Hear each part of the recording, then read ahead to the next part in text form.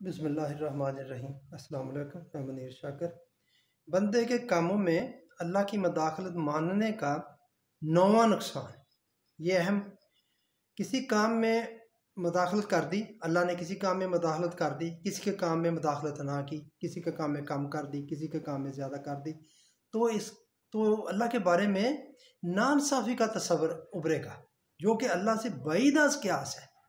اللہ تعالیٰ کسی کے ساتھ ناانصافی، اللہ تعالیٰ سب سے بڑا منصف ہے۔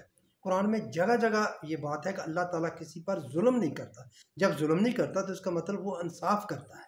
تو اگر وہ مداخلت کرے گا، یا تو ایک اصول ہوگا سب کے کاموں میں مداخلت کرتا ہے، تو پھر الگ بات ہے۔